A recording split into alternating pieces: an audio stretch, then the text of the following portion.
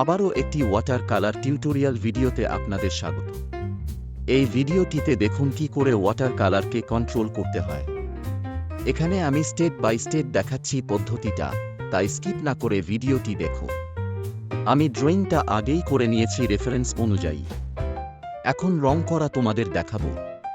প্রথমে আমি ব্যাকগ্রাউন্ডে লেমন ইজোলো আর ক্রোম ইজোলো দিয়ে ওয়াশ করছি আর ব্রাউন দিচ্ছি ডার্ক এরিয়ায়।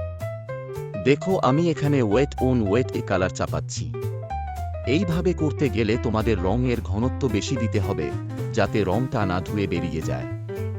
আমি কিন্তু এখানে ভালো ওয়াটার কালার পেপার ইউজ করছি না।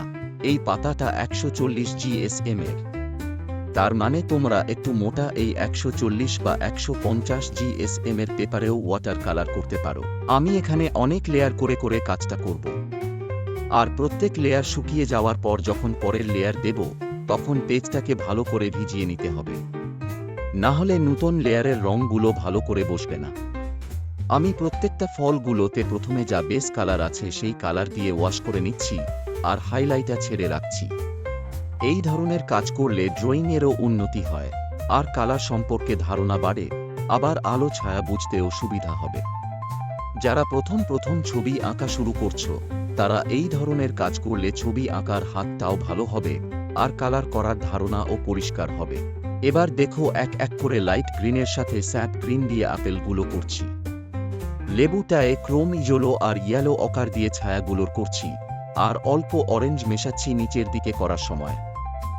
এরপর যখন লাল ফলটা করব, তখন ক্রিমসন লেক আর ভার্মিলিয়ন রেড দিয়ে করছি। যে জায়গায় লাইট আছে সেখান অরেঞ্জ আর ভার্মিলিয়ন রেড দিয়ে করে হাইলাইটে ক্রোম ইজোলো দেব। পেছনের বাতিটাতে ইজোলো অকার আর ব্রাউন দিয়ে করছি। প্রত্যেকটা ফল করার সময় কিন্তু আমি তাদের গায়ে থাকা টেক্সচার অনুযায়ী রঙগুলো চালাচ্ছি। তোমরা দেখো আমি এখানেও ফার্স্ট লেয়ারে যতটা কভার করেছিলাম তার থেকে কম জায়গা কভার করছি। এইভাবে কালার করলে ওয়াটার কালারের ট্রান্সপারেন্সি বজায় রাখা যায়। আমি দেখো যে জায়গায় অন্ধকার আছে সেই অংশে ডার্ক কালার করে মিডিল টোনের জায়গায় মিডিল টোন দিয়ে ফলগুলোর আলো ছায়াগুলো ধরতে চেষ্টা করছি।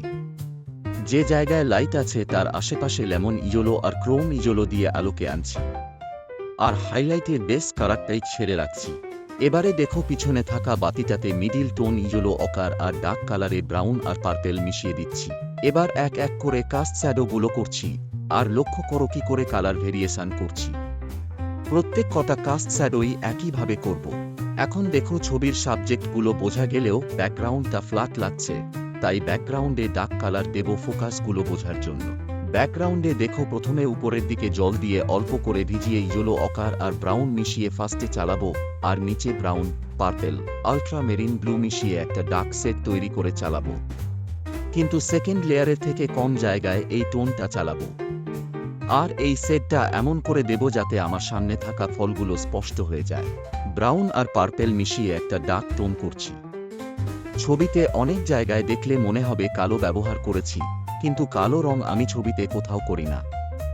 যে কোনো কালারের সাথে নয় পার্পেল, ব্রাউন, আল্ট্রামেরিন বা প্রুশিয়ান ব্লু মিশিয়ে ডার্ক কালারগুলো বানাই। আবার এই একটা জিনিস খুব ছবিতে মেনটেন করতে হয়, যা হলো ফোকাল পয়েন্ট। এই ফোকাল পয়েন্ট এই আমরা বেশি কাজ করে থাকি। ছবির সব জায়গায় যদি সমান পরিমাণে কাজ করা হয়, তাহলে ছবিটির আসল বিষয়বস্তুটি ভালো করে বোঝা যায় না ও ছবিটির গুণমান ও নষ্ট হয়ে যায়। তাই এই ভিডিওতে দেখো আমি ফলগুলোতে কাজ ভালো করে করছি, কিন্তু ব্যাকগ্রাউন্ডে অতটা কালার করছি না। মানে ফলগুলোর উপর যত লেয়ার দিচ্ছি, ব্যাকগ্রাউন্ডে অত লেয়ার করছি না।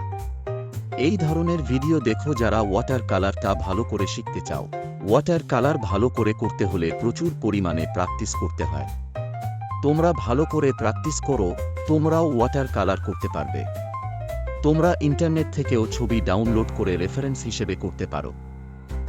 প্রথম আঁকা ছবি দেখেই আঁকার চেষ্টা করো, পরে ফটোগ্রাফি দেখে করার চেষ্টা করো। তাহলে তোমাদের স্টিল লাইফ সম্পর্কে ধারণাটা পরিষ্কার হবে।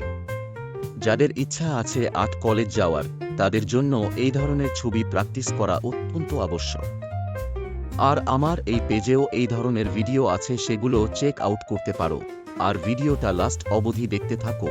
ভিডিওটা ভালো লাগলে লাইক, শেয়ার, কমেন্ট করতে ভুলো না। আর কোনো প্রশ্ন থাকলে কমেন্ট বক্সের মাধ্যমে আমাকে জানাও, আমি সাধ্যমতো উত্তর দেব। আর ভিডিওটি শেষ পর্যন্ত দেখার জন্য ধন্যবাদ।